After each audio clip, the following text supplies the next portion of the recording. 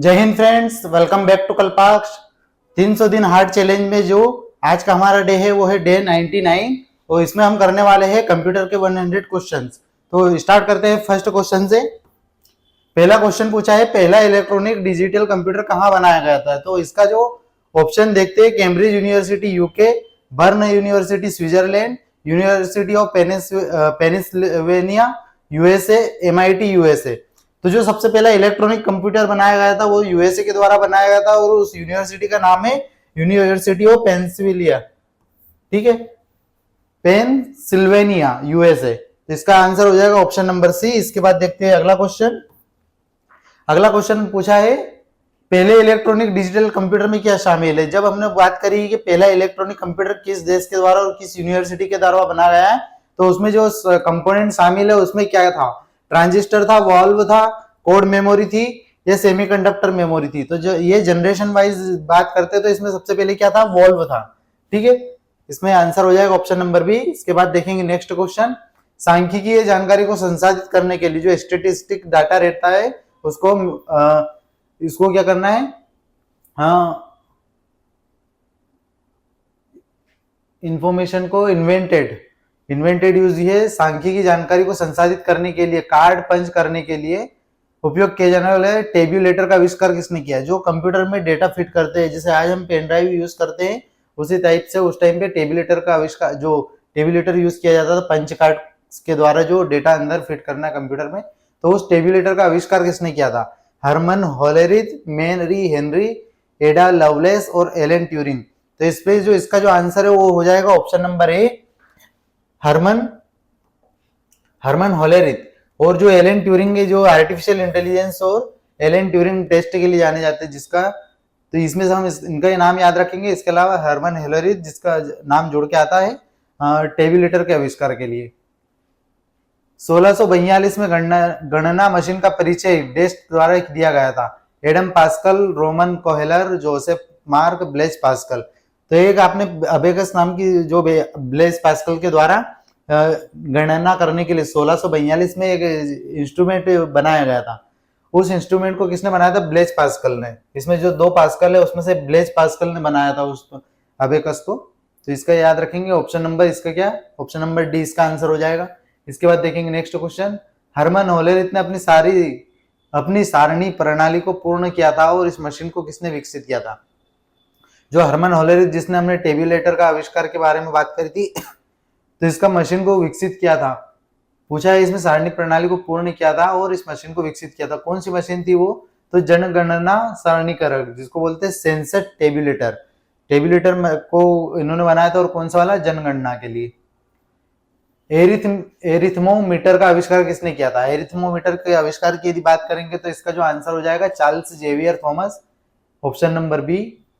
Computer system जो बिना किसी भेद के एक ही मेमोरी यूनिट से निर्देश और डेटा संग्रहित करते हैं, संरचना पर आधारित होते हैं। यदि कंप्यूटर की हम बात करते हैं तो कंप्यूटर कभी भी डेटा में भेदभाव नहीं करता, सिर्फ उसको जो भी डेटा दिया जाता है वो एज इट इज उसको लेके उसमें अपना जो कैलकुलेशन रहती है सब करता है। तो जो पूछा कि कौन सी संरचना पर आधारित होता है, तो ये वॉन न्यूमैन संरचना पर आधारित होता है।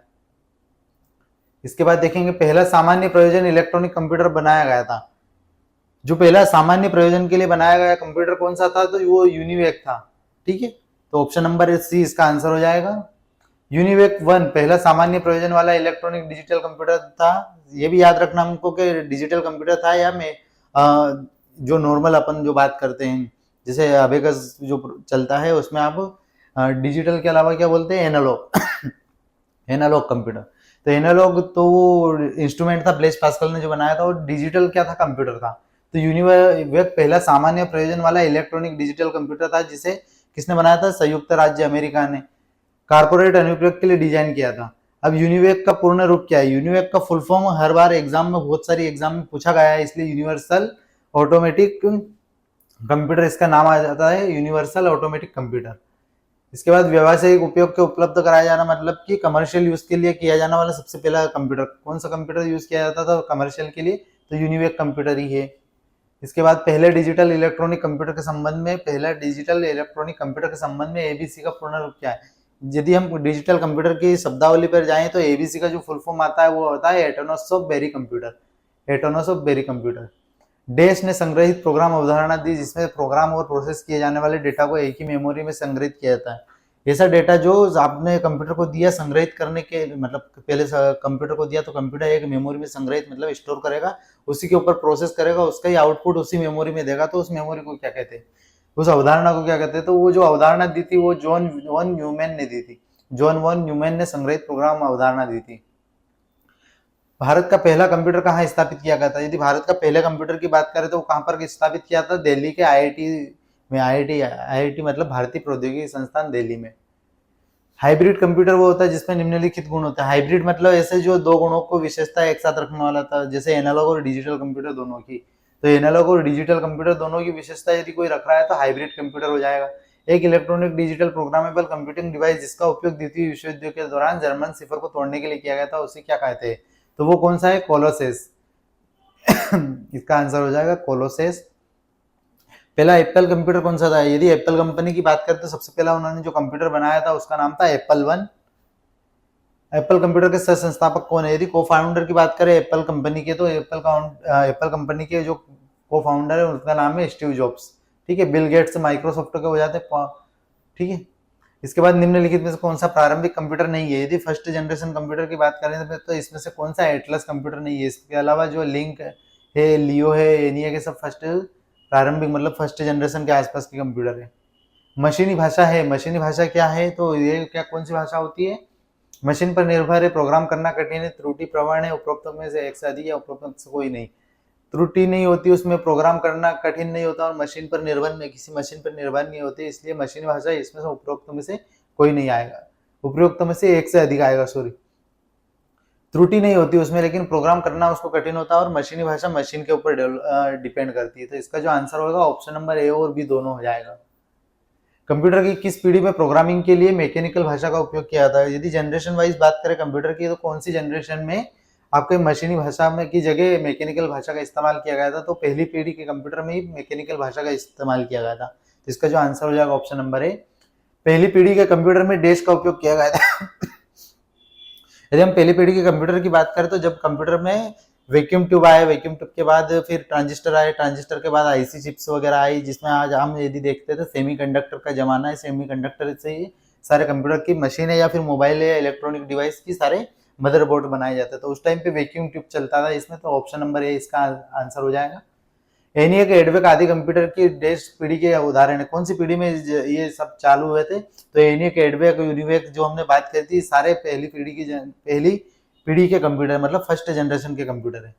1950 का दशक कंप्यूटर की कौन सी पीढ़ी को दर्शाता? तो यदि 1950 की बात करेंगे तो पहली पीढ़ी जनरेशन स्टार्ट हुई थी 1950 से, या 1950 का जो दशक है 1951, 1952 और 1945 से लेके भी हम बात करते हैं, जो आसपास का जो पूरा टाइम है वो फर्स्ट जनरेशन कंप्यूटर की बात करता है। वैक्यूम ट्यूब का उपयोग कंप्यूटर की किस पीढ़ी के द्वारा किया गया था? तो हमने अभी बात करते वैक्यूम ट्यूब का आविष्कार किस पीढ़ी में किया गया था? प्रथम पीढ़ी की कंप्यूटर में। डैश कंप्यूटर का सबसे आम प्रकार है। इसका उपयोग आमतौर पर बाइनरी नंबर सिस्टम का उपयोग करके मात्राओं के साथ सूचना को संसाधित करने के लिए किया जाता है। तो वो कौन सा काम करता है? तो डिजिटल कंप्यूटर करता है। डिजिटल कंप्यूटर का सबसे आम प्रकार है। इसका उपयोग आमतौर पर बाइनरी नंबर सिस्टम का उपयोग करके। बाइनरी नंबर सिस्टम किस में चलता है? एनालॉग में नहीं चलता, क्योंकि एनालॉग में जैसे यदि आपने कांटे वाली घड़ी देखी तो 12 नंबर का यूज कर सकते हैं हम, लेकिन डिजिटल कंप्यूटर्स में सिर्फ 0-1 का यूज करते हैं, इसलिए बोलते हैं बाइनरी सिस्टम पे काम करता है डिजिटल कंप्यूटर।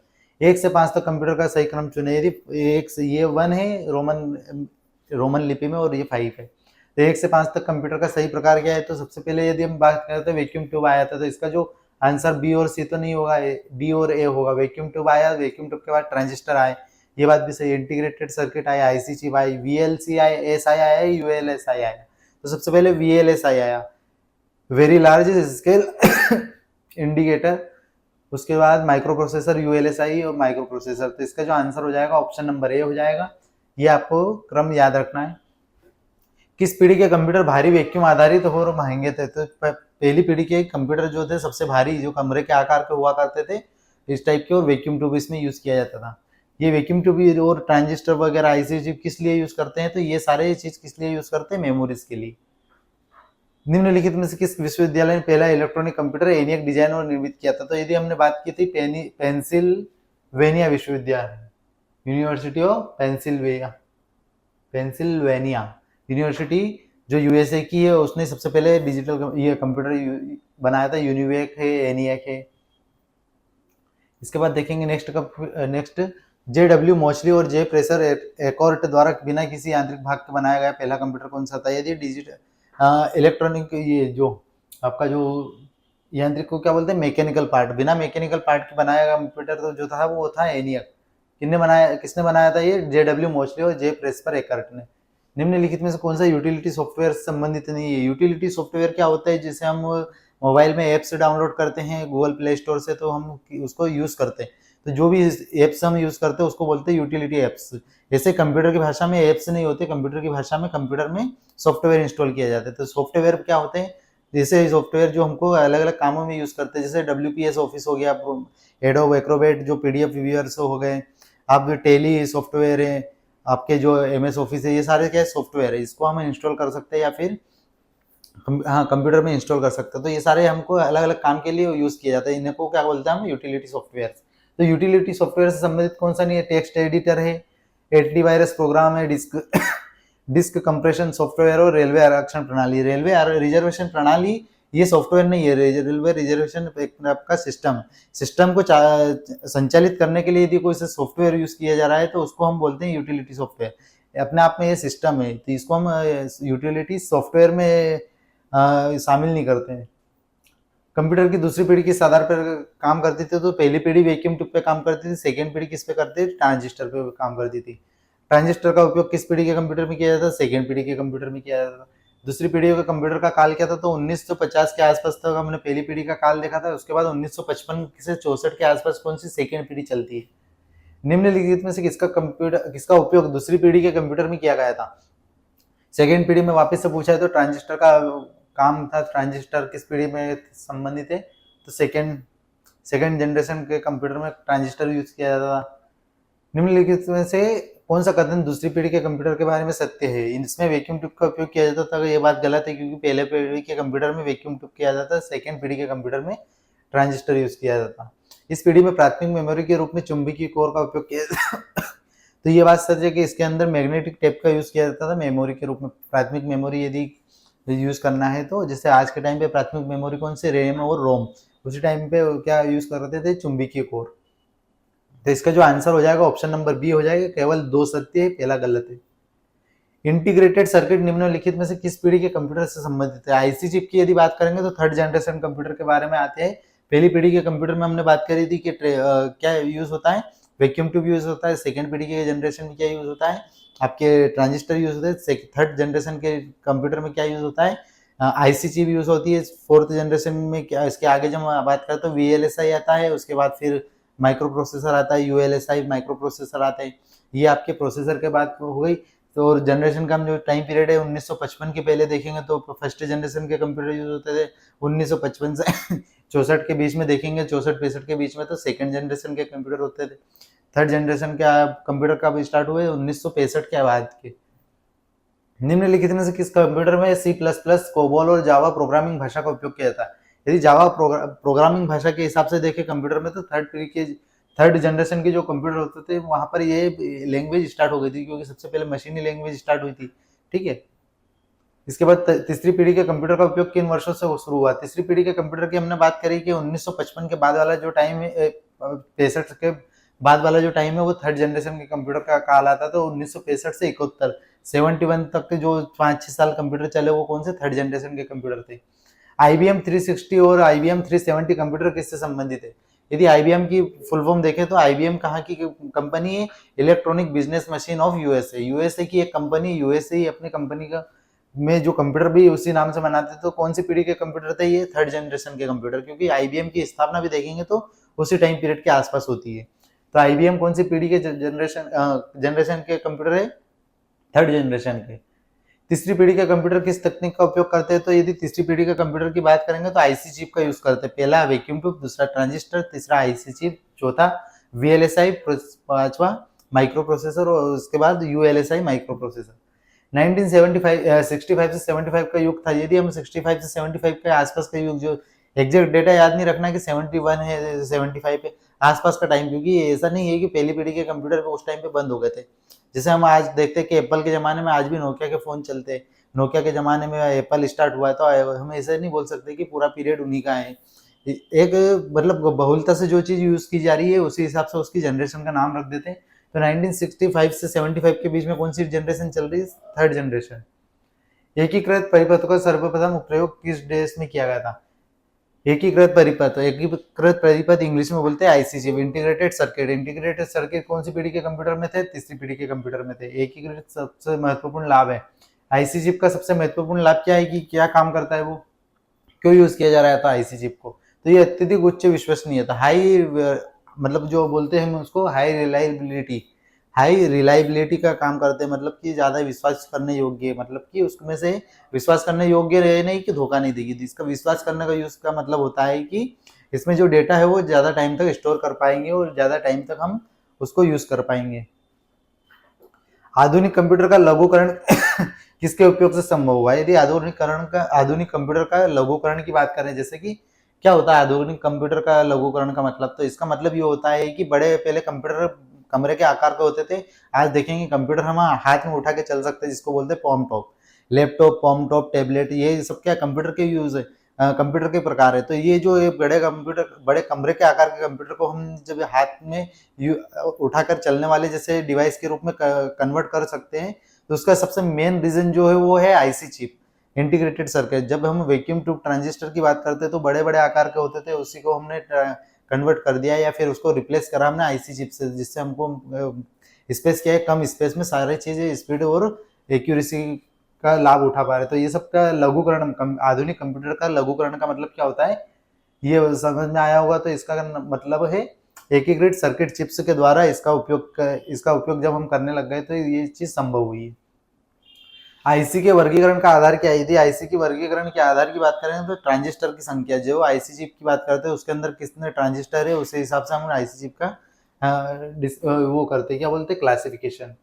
कंप्यूटर के आईसी चिप आमतौर पर किससे बने होते हैं? यदि कंप्यूटर के आईसी चिप्स की बात करते हैं तो सेमीकंडक्टर, यदि आईसी चिप्स की बात करते हैं तो सेमीकंडक्टर्स के बने होते हैं। सेमीकंडक्टर्स में भी सबसे पहले किसका नाम आता है जिससे बने होते हैं?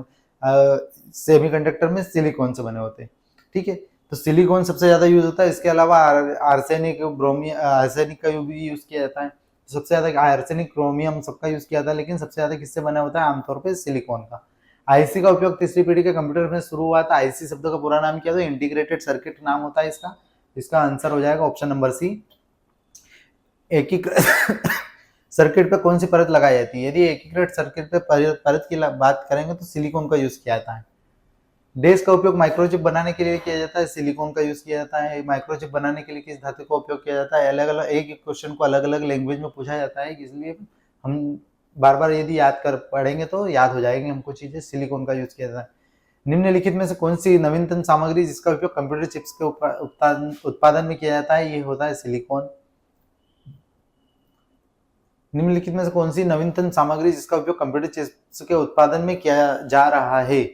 यदि किया जा रहा है तो इसमें तो सबसे पहले सिलिकॉन तो यूज किया जा रहा है, तो इसका आंसर सिलिकॉन भी हो सकता है। इसके अलावा गैलियम आर्सेनाइड भी हो सकता है। आर्सेनिक की जब हमने बात करी थी, गैलियम आर्सेनिक और सिलिकॉन, तीन जो सेमीकंडक्टर अर्धचालक धातु है उनका यूज किया जाता है। तो ऑप्शन नंबर बी और डी दोनों हो सकता है इसका आंसर।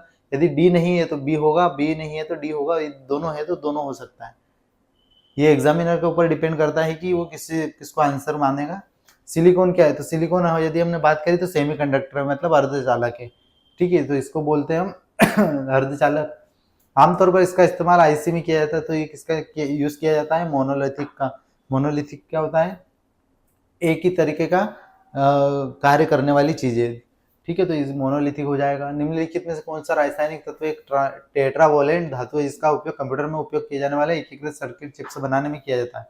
तो अभी हमने बात करी थी सिलिकॉन से। सिलिकॉन से बहुत सारे क्वेश्चन बन गए हैं।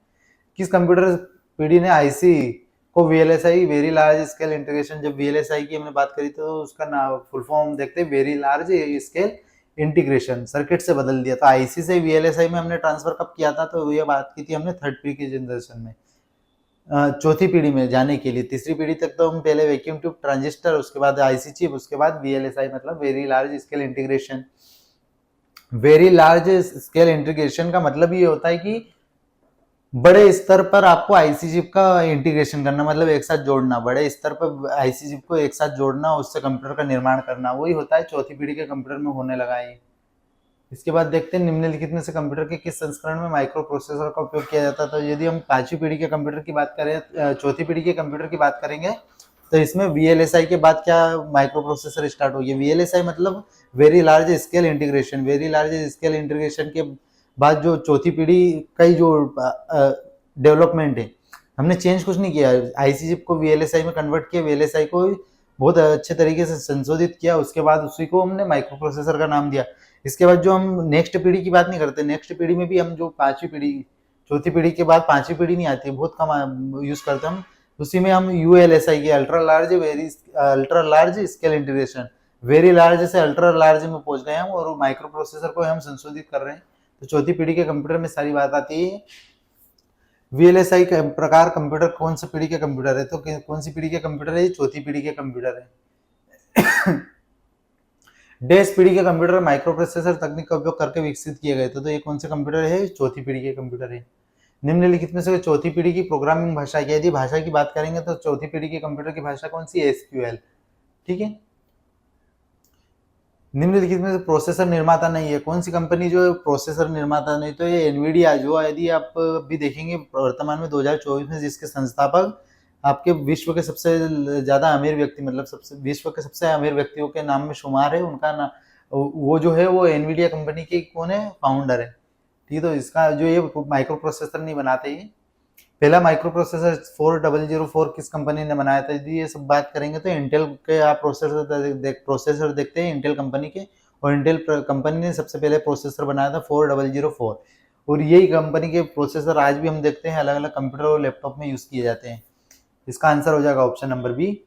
माइक्रो प्रोसेसर की गति को इस रूप में जाना था। यदि हम माइक्रो प्रोसेसर की स्पीड की बात करेंगे तो किस में मापते हैं हम, तो इसको मापते हैं हम क्लॉक स्पीड में।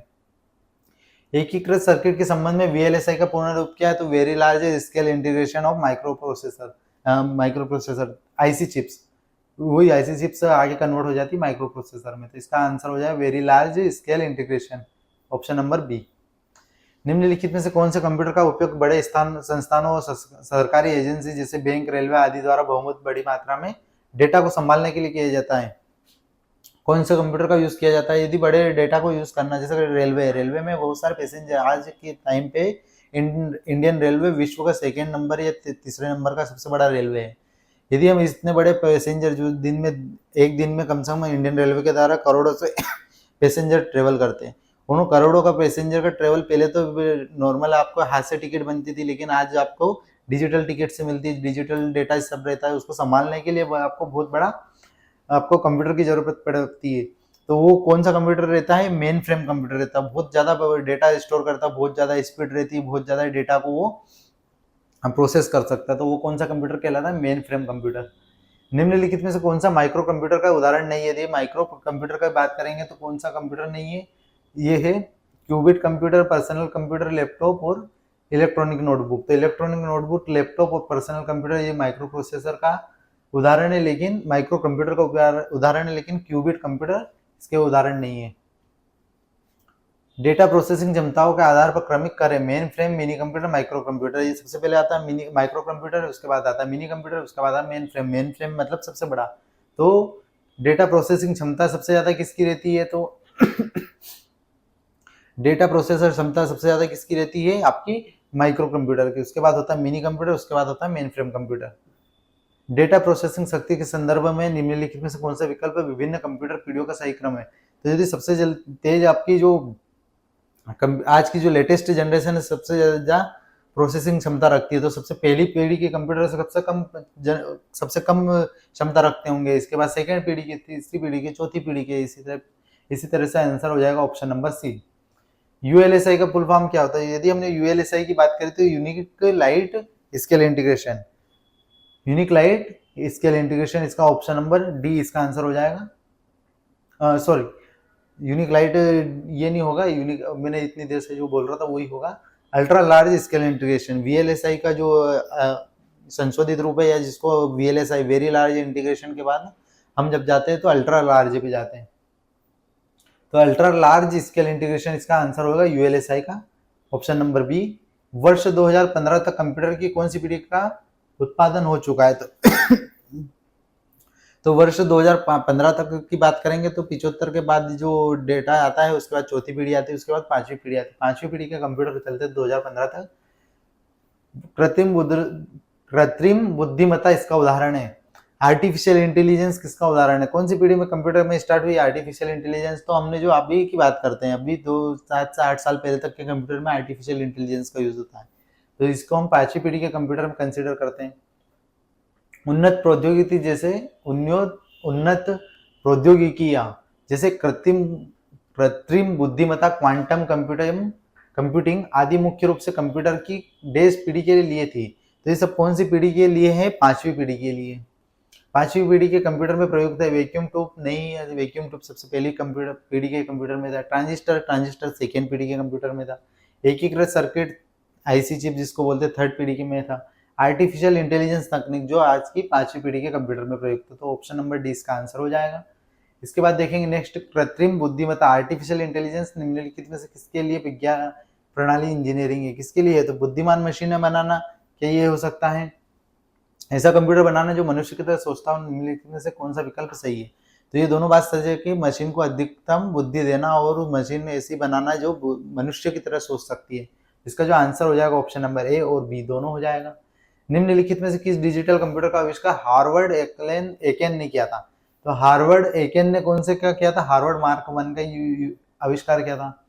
डिजिटल कंप्यूटर का विकास किसने किया था? डिजिटल कंप्यूटर का विकास की यदि बात करेंगे तो यूएसए की पेनिसिल्वेनिया यूनिवर्सिटी की हम बात करते हैं। Option number C. वर्गीकरण के अनुसार कंप्यूटर नहीं कहा जा सकता। वर्क स्टेशन है, ये मेन फ्रेम है, मिनी कंप्यूटर, उबंटू आपका कंप्यूटर नहीं है, उबंटू आपका सर्च इंजन है। आईसी चिप्स के साथ निर्मित पहला डिजिटल कंप्यूटर इस नाम से जाना जाता है Apple first VAX 780, IBM 1620, IBM system 360। तो यदि हमने थोड़े पहले क्वेश्चन में यही बात करी थी कि IBM 360 जो सबसे पहला डिजिटल कंप्यूटर था। इसका जो आंसर हो जाएगा option number D. Digital computer किस सिद्धांत पर काम करता है? डिजिटल कंप्यूटर किस सिद्धांत पर काम करता है? गणना, मापन, विद्युत और तार्किक। तो ये कंप्यूटर का जो मेन मोटिव होता है वो सिर्फ गणना करने के लिए होता है। तो गणना करने के लिए मतलब कैलकुलेशन करने के लिए। Option number A.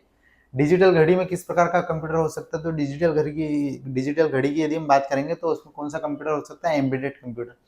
अब एम्बेडेड कंप्यूटर के बारे में थोड़ी सी चर्चा करेंगे। एम्बेडेड कंप्यूटर होता है क्या? किसी भी ऐसे डिवाइस में कंप्यूटर को फिट करना, वो क्या कहलाता है? एम्बेडिंग। तो एम्बेडिंग और किसको फिट किया हमने? आपको इंपोर्ट किसको किया? कंप्यूटर को। तो इसीलिए वो क्या हो गया है, जो डिजिटल डिवाइस है कंप्यूटर की तरह काम करने लग गया, तो उसको बोलते हैं एम्बेडेड कंप्यूटर। और डिजिटल घड़ी उसी पे काम करती है। कैलकुलेटर किस प्रकार के कंप्यूटर कार्य पद्धति का काम करता है? हाइब्रिड, एनालॉग, डिजिटल और इनमें से कोई नहीं। तो एनालॉग कौन होता है? जो जिसे हम सेल भर में लगाते हैं, घड़ी काटा टिक टिक टिक करके चलने लग जाता है, वो एनालॉग कंप्यूटर का भाग हो जाएगा। डिजिटल कंप्यूटर आपका क्यों हो जाता है? डिजिटल मतलब कि आपका डिजिटल वॉच हो जाती है जो चलती रहती है, उसको बोलते हैं हम डिजिटल कंप्यूटर। जो कार्य पद्धति कैलकुलेटर किस काम पे काम करता है? वो भी डिजिटल कंप्यूटर पे काम करता है। सेल लगाया है, उसमें जो भी काम करना है वो सिर्फ वो करता रहेगा, तो वो डिजिटल कंप्यूटर है। हाइब्रिड कंप्यूटर के कौन है? जो एनालॉग और डिजिटल दोनों कंप्यूटर को काम कर सकता है, तो हाइब्रिड कंप्यूटर हो जाता है। इसका जो आंसर हो जाएगा डिजिटल कंप्यूटर।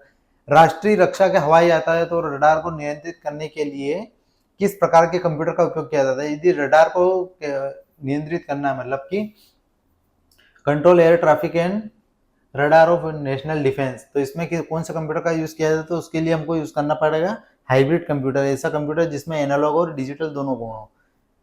हाइब्रिड कंप्यूटर निम्नलिखित में से कौन सी विशेषताएं समन्वित होती है? सुपर और माइक्रो कंप्यूटर, मिनी और माइक्रो कंप्यूटर, एनालॉग और डिजिटल कंप्यूटर, और सुपर और मिनी कंप्यूटर। तो हाइब्रिड कंप्यूटर में एनालॉग और डिजिटल कंप्यूटर दोनों होते हैं। ऑप्शन नंबर सी इसका आंसर हो जाएगा। कार में लगा गति मापने वाला उपकरण जिसको बोलते हैं हम ओडोमीटर। ओडोमीटर क्या नापता है? आपकी कार की गति को नापता है।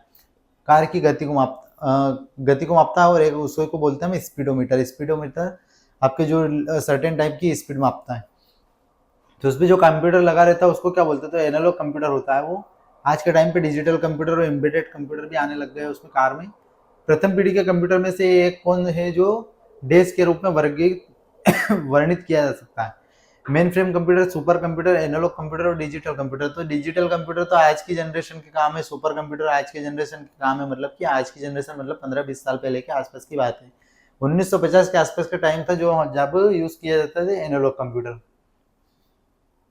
बड़े मेन फ्रेम कंप्यूटर डेस्क से अधिक शक्तिशाली नहीं हो सकते। तो किससे अधिक शक्तिशाली नहीं हो सकती? यदि सबसे शक्तिशाली कंप्यूटर की बात करेंगे तो सबसे शक्तिशाली कंप्यूटर कौन सा होते हैं? सुपर कंप्यूटर, जो करोड़ों गणनाएं एक सेकंड के 10वें हिस्से में कर सकते हैं। तो सुपर कंप्यूटर से शक्तिशाली कोई सा कंप्यूटर नहीं हो सकता। इसलिए आप मेन फ्रेम देखें या मिनी कंप्यूटर देखें या लैपटॉप देखें, सुपर कंप्यूटर के आगे सब फेल है। मेमोरी साइज और परफॉर्मेंस के आधार पर निम्नलिखित किस प्रकार के कंप्यूटर को बिग आयरन के नाम से जाना जाता है? तो बिग आयरन के नाम से कौन जानते हैं? बिग आयरन मतलब जिसका आकार बहुत बड़ा है लेकिन उसकी क्षमताएं सुपर कंप्यूटर से कम है, तो मेन फ्रेम कंप्यूटर कहलाता है वो। निम्नलिखित में से कौन एक समय में कई उपयोगकर्ता का समर्थन कर सकता है, मतलब कि वो एक टाइम पे बहुत सारे यूजर्स उसको यूज कर सकते हैं, तो उसको बोलते हैं मिनी कंप्यूटर। जिसका सबसे बेस्ट उदाहरण है हम लैपटॉप को यूज करते हैं। पहला मिनी कंप्यूटर था, मिनी कंप्यूटर की बात करें तो सबसे पहला मिनी कंप्यूटर कौन सा था? डिजिटल कंप्यूटर की तो बात कर ली हमने, IBM 360। इसके अलावा TDP-8 जो है पहला मिनी कंप्यूटर था। माइक्रो कंप्यूटर हार्डवेयर में भौतिक उपकरणों की 3 बुनियादी श्रेणियां हैं। माइक्रो कंप्यूटर हार्डवेयर में भौतिक उपकरणों की 3 बुनियादी श्रेणियां कौन कौन सी, जिससे आपका जो कंप्यूटर माइक्रो कंप्यूटर बनाया जा सकता है? तो इसका हो जाता है, एक सिस्टम यूनिट होना चाहिए, इनपुट आउटपुट होना चाहिए और सेकेंडरी मेमोरीज होना चाहिए, सेकेंडरी स्टोरेज होना चाहिए। तो इसका जो आंसर हो जाएगा ऑप्शन नंबर बी। किस प्रकार का कंप्यूटर सबसे अधिक उपयोग किया जाता है? Super computer. यदि हम सुपर कंप्यूटर की बात करते हैं तो वैज्ञानिक प्रयोगशालाएं और जो इसरो, नासा जैसे बड़े बड़े जो हाई एक्यूरेसी वाले काम होते हैं उसमें सुपर कंप्यूटर का यूज किया जाता है, जिसमें हम माइक्रो कंप्यूटर का सबसे ज्यादा यूज करते हैं। माइक्रो कंप्यूटर जो हमारा सिस्टम होता है उसे बोल सकते हैं, या फिर आपके लैपटॉप होता है उसको बोल सकते हैं। इसके अलावा मोबाइल के अंदर जो डिवाइस होता है उसको भी हम सुपर कंप्यूटर बोल सकते हैं या माइक्रो कंप्यूटर बोल सकते हैं। इसका यूज क्या होता है? सबसे अधिक उपयोग किया जाता है। Desktop computer, laptop computer, tablet और स्मार्टफोन विभिन्न प्रकार की क्या है? तो ये सब क्या है? माइक्रो कंप्यूटर है। माइक्रो मतलब छोटी साइज के कंप्यूटर ही ये सब। मोबाइल देख लो, ये भी अपने आप में एक कंप्यूटर है। लैपटॉप देख लो, ये भी कंप्यूटर है। टैबलेट है, सारे ये सब चीज क्या है? माइक्रो कंप्यूटर है। निम्नलिखित में से कौन सा पोर्टेबल और ले जाने के में आसान है? तो सबसे ज्यादा पोर्टेबल कौन सा होगा जिससे हम एक स्थान से दूसरे स्थान तक ले जा सकते हैं? सुपर कंप्यूटर को नहीं ले जा सकते, मिनी कंप्यूटर को ले जा सकते हैं क्या? लैपटॉप को ले जा सकते हैं। सबसे ज्यादा क्या होता है? लैपटॉप होता है कि उसको ले जा सकते हैं। किसने दुनिया का सबसे पहला लैपटॉप कंप्यूटर बाजार में उतारा? कंप्यूटर बाजार में सबसे पहला लैपटॉप किसने उतारा था? तो एप्सन ने। इसके बाद थिंक पैड लैपटॉप निम्नलिखित में से किस कंपनी से संबंधित है? तो थिंक टैब जो रहती है कंप्यूटर की एक टाइप का जो लैपटॉप बनाता है, जिसमें आप स्क्रीन टच लैपटॉप की बात करते हो तो वो IBM ने संबंधित है, IBM कंपनी बनाती है। MI लिप बाजार में अब तक लॉन्च किए गए सबसे कम कीमत वाले लैपटॉप में से एक है, तो वो कौन सी कंपनी बनाती है? तो HCL कंपनी का लैपटॉप है ये सब डेटा आपका हो सकता है कि 2024 के डेटा के हिसाब से सुसंगत ना हो, लेकिन ये चीज एग्जाम में आ चुकी है, इसलिए आपको याद रखना है कि इस टाइप के क्वेश्चन भी आ सकते हैं। एक पोर्टेबल पर्सनल कंप्यूटर जो इतना छोटा होता है कि उससे आप अपनी गोद में रख सकते हैं उसे क्या कहते हैं? तो उसको बोलते हैं नोटपैड कंप्यूटर या फिर लैपटॉप। जो हम लैपटॉप यूज करते हैं उसका छोटा वर्जन होता है नोटपैड कंप्यूटर। लैपटॉप और कॉमटॉप शब्द किस संदर्भ में उपयोग किया जाता है? तो ये सब कंप्यूटर क्या है? मोबाइल फोन है या कंप्यूटर है, फैक्स मशीन है? तो ये सब क्या है? कंप्यूटर है, माइक्रो कंप्यूटर की श्रेणी में आते हैं। दुनिया का सबसे सस्ता टैबलेट PC होने का दावा किसने किया था? तो ये आकाश ने किया था। निम्नलिखित में कौन सा दुनिया का सबसे सस्ता टैबलेट PC होने का दावा किया था? तो आकाश ने किया था ये। इसके बाद देखेंगे डेस्कटॉप कंप्यूटर, लैपटॉप और कॉमटॉप कंप्यूटर जैसे कंप्यूटर को डेस्क के रूप में वर्गीकृत किया जा सकता है। डेस्कटॉप कंप्यूटर, लैपटॉप और कॉमटॉप ये सब क्या है? माइक्रो कंप्यूटर है, ठीक है। तो पर्सनल कंप्यूटर की श्रेणी में आते हैं। यदि हम पर्सनल सारी चीज के लिए जो चीज यूज करते हैं, जैसे मोबाइल यूज करते हैं, आपका लैपटॉप यूज करते हैं, टैबलेट यूज करते हैं, पर्सनल कंप्यूटर यूज करते हैं, PC का मतलब ही होता है पर्सनल कंप्यूटर। पर्सनल कंप्यूटर की श्रेणी में ये सब चीज आती है, इसको ही हम माइक्रो कंप्यूटर की श्रेणी में रखते हैं। तो ये चीज हो गई हमारा, इसका जो आंसर हो जाएगा ऑप्शन नंबर डी। इसी के साथ हमारे जो आज की जो 100 क्वेश्चन है वो कंप्यूटर के हमने कंप्लीट कर लिए। इसमें आपने नई नई चीज सीखी होगी, कंप्यूटर की जनरेशन के बारे में, कंप्यूटर के स्टोरेज के बारे में, कंप्यूटर की विशेषताओं के बारे में, कंप्यूटर की उसका टाइम पीरियड देखा हमने। इसी तरीके से जो अगले आने वाले क्वेश्चन है उसमें भी हम अलग अलग चीज़ों पे डिस्कस करेंगे। तो आज के लिए आज का लेक्चर कंप्लीट होता है। जय हिंद।